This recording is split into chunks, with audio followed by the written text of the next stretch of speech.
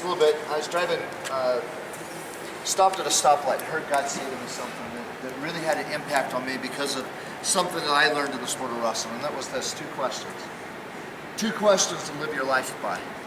Well, 2 questions for me was really important because when I wrestled, I had 2 questions I asked myself before I stepped on the mat. And I knew if I could answer those 2 questions correctly, I was a champion. And I had a great college career as a Division II wrestler. Won the Division IIs all 4 years.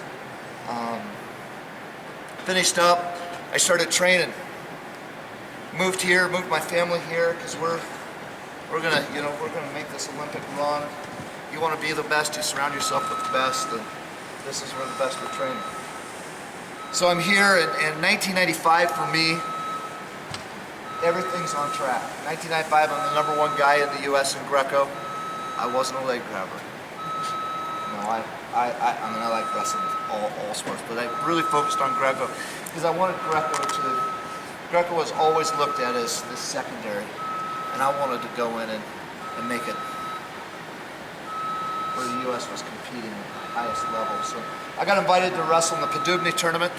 Most of you know Tbilisi. Padubny is the same tournament but for Greco.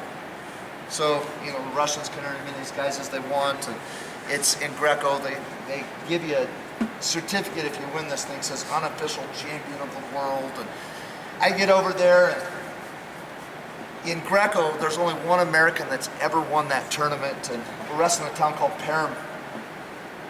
And I get in the finals, and with all Russian officials, all Russian fans, end up winning in the finals 8-0, become the 2nd American ever to win that.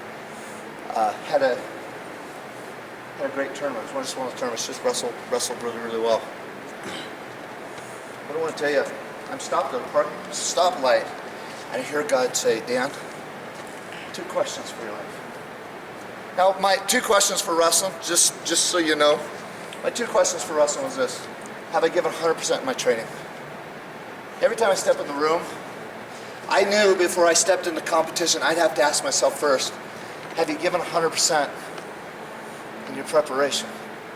My job at the Olympic Training Center was I wanted everybody in the room that was wrestling me, I wanted them to know that I was going to outwork every single person in that room. I wanted to set that in everyone's head that came into this room. I wanted them to know that I was going to work harder, because I wanted, when I stepped on the mat and I was going to face them, I wanted them to know, because they'd watched me every day in this practice. Have I given 100% to be the best that I could be? Second question was this: are you willing now to step out on the mat and give 100%? If I could say yes to that, I was a champion whether or not my hand ever got raised.